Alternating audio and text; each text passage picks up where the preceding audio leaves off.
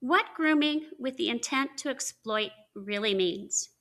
Welcome to Let's Talk About It. This is where we can have real conversations about grooming, exploitation, and prevention so it can be stopped before it begins.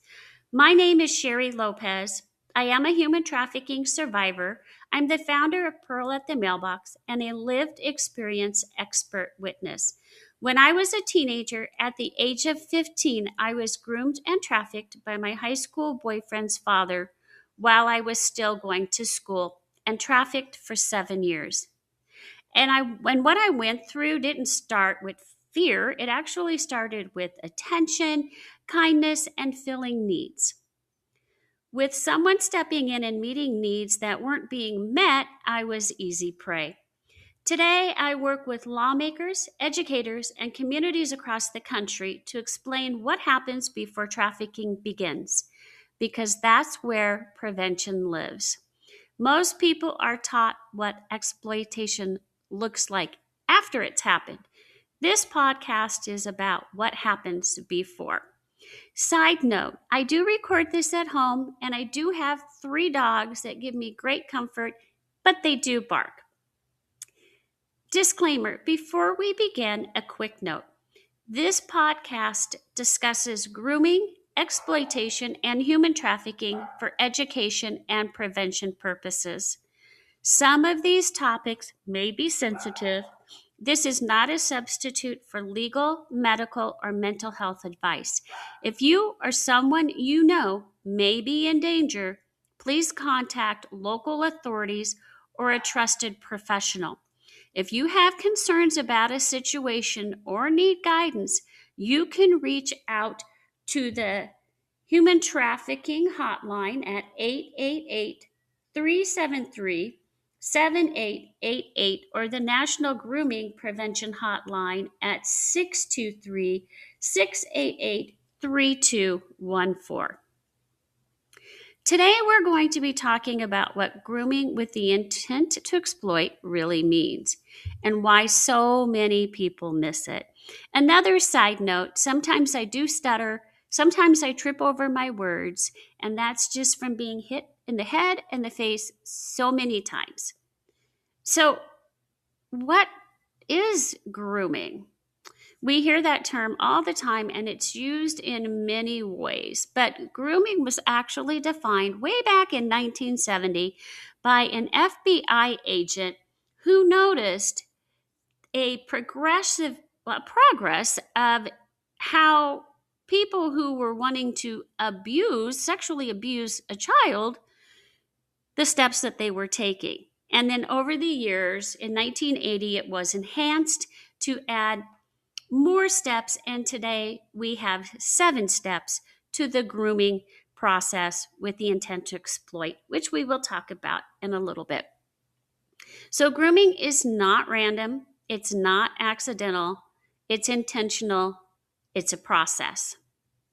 Grooming is how someone prepares a person, often a child or someone vulnerable for exploitation, to be sold or abused. But here's what most people don't realize. It doesn't start with abuse and very rarely kidnapping.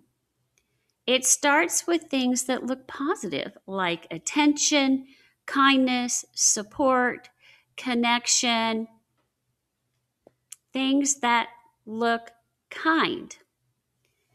And that's exactly why it's missed, because what we expect to see is something harmful. But what we actually see looks helpful. From my own experience, when grooming started, nothing felt unsafe. It felt like someone finally noticed me. And when something feels like support or acceptance, you don't question it the same way you would something that feels dangerous. At its core, grooming is about building a relationship that benefits the other person while creating trust and dependency in you. Groomers, they're not always strangers.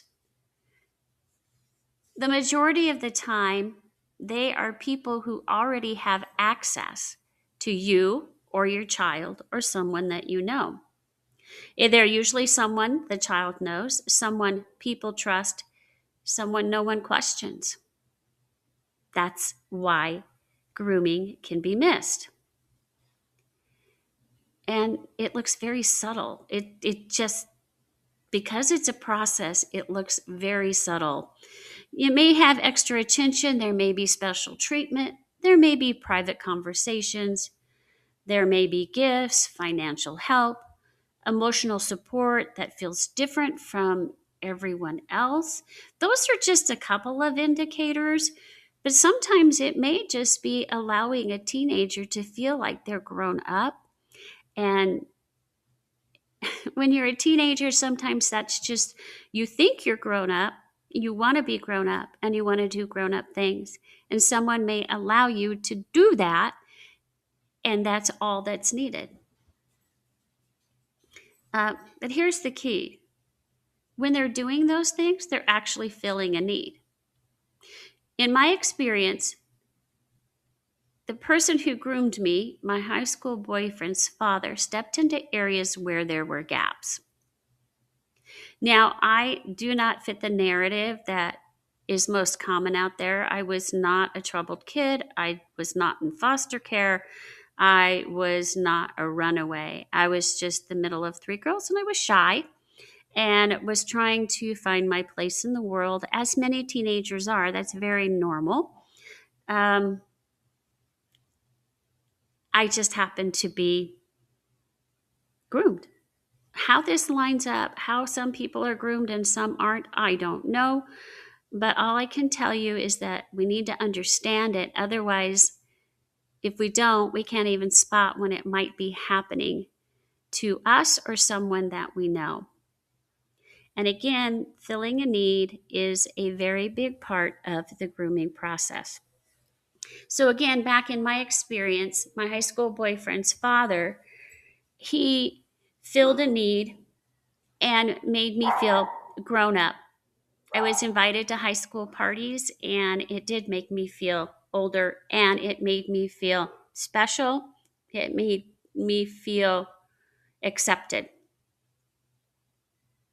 And he stepped into those gaps. He helped me emotionally feel older, situationally included. And at that time, it didn't feel like manipulation at all. It actually felt like I was important. Sorry. Hopefully my dogs will get over this real soon. I think they saw a bird. Until I can raise enough money to find a place to go and actually record these in silence, we're just going to have to listen to my dogs bark. My groomer made me feel very valued, made me feel very important. My grooming process was 3 months long before I was sold for the first time.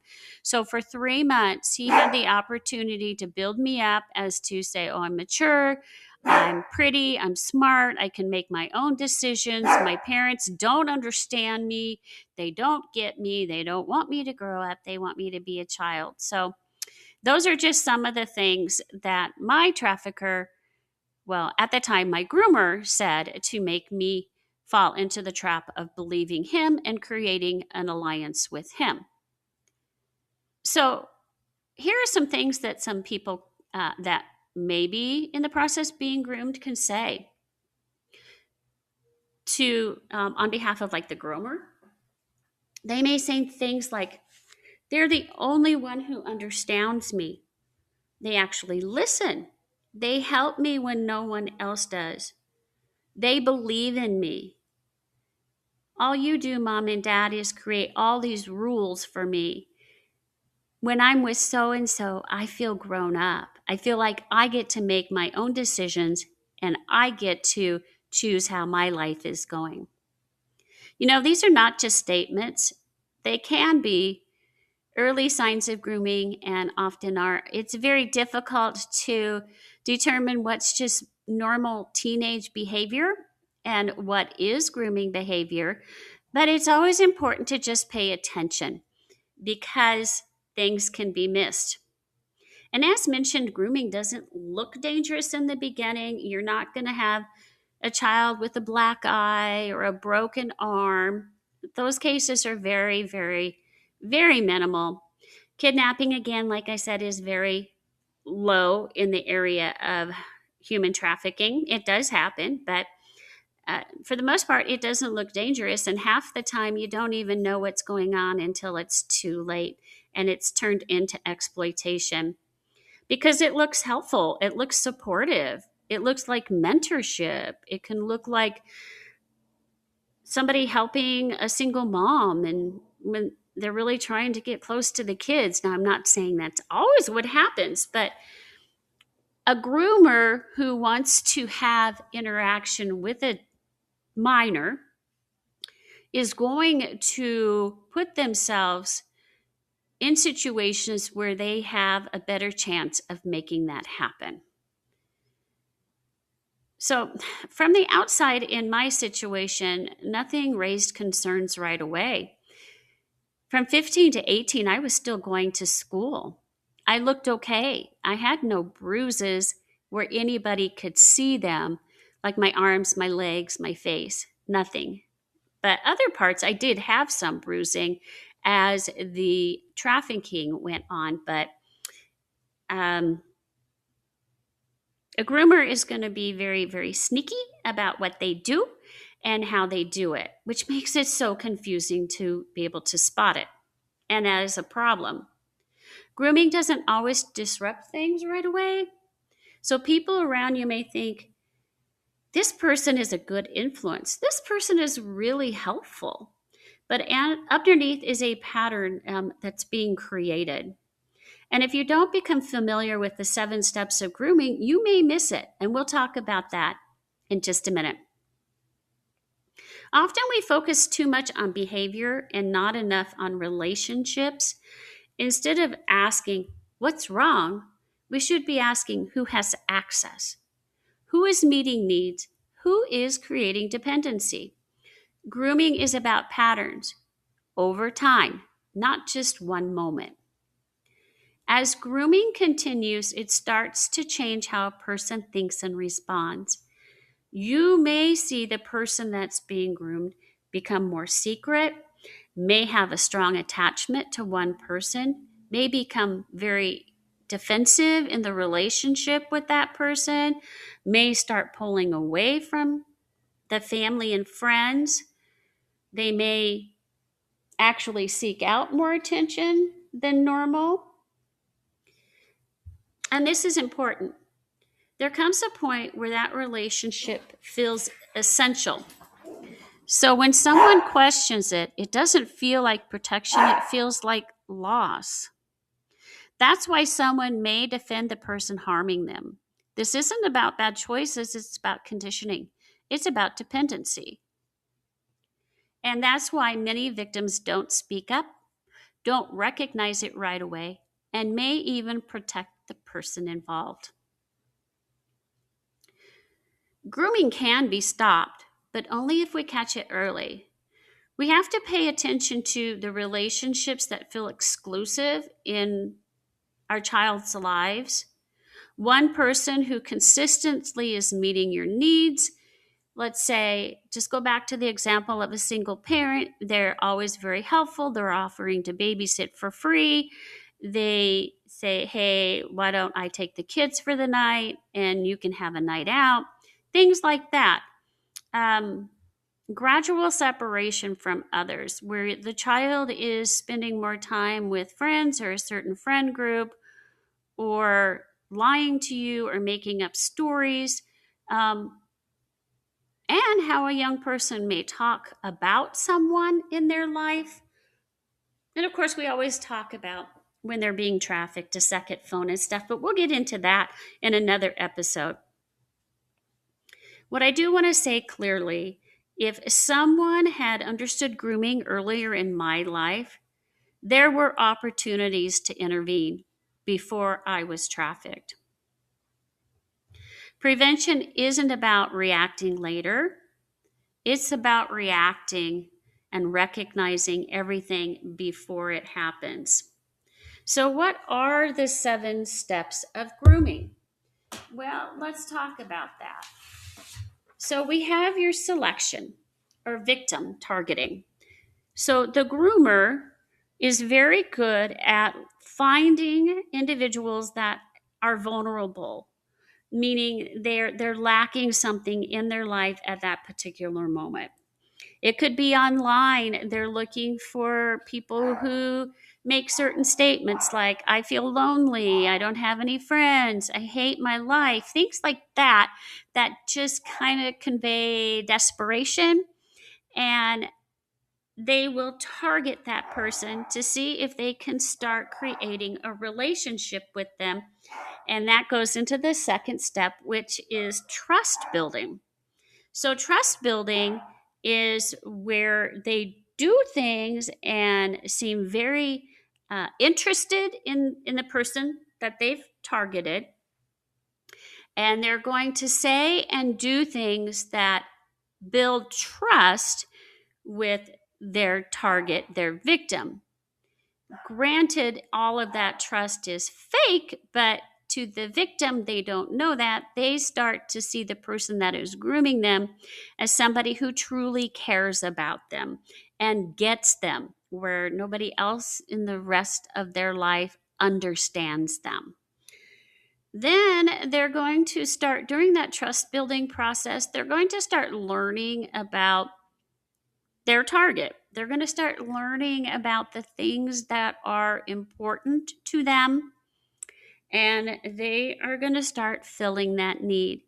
For example, one thing in my life is we had no brothers in the home, and that was a big deal.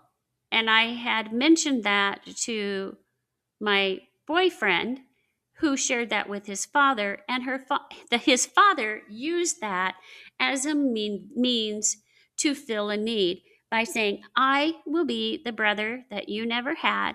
I will protect you. I will have no one mess with you, things like that. And that was a need that was important to me. Also, feeling mature and grown up. So, they're going to fill a need, whether it's an emotional need, a physical need, a financial need. They're going to find a way to fill that need. So again, they're solidifying they're trustworthy and they're a good person and that they have no intentions of harming you. Again, all this is false, but to the victim, it seems very real. Then the next step is going to become isolation. This can be physical, emotional, or even both. They're going to start working to move the victim away from their source of support. Let's say, for example, parents. They're going to start to say things that make the child believe that their parents do not care for them, do not love them, and do not understand them or get them the way that the groomer does. The groomer is going to allow the child to do more things, experience more things, and have more freedom when they are around. So in my case, isolation began, but I had to go to these parties on the weekends, and I would tell my parents that I was at a friend's house who my parents knew very well. So my parents never checked up on me because I'd never given them a reason before to not trust me and also not think that I was where I said I was going to be. So they never did check up on me. But my groomer, again, my boyfriend's father, would say, your parents never check up on you, right? He'd ask me that, and I'd say, yeah. Well, see, they don't love you. They don't miss you when you're gone. They really don't want you around. And after hearing that over and over and over, I believed it. So that was mental isolation. And that can happen in many forms. Sexualization. That is the fifth step. In grooming, with the intent to exploit, this is a key component because people always say, oh, a book is grooming my child, something is grooming my child, that's grooming my child.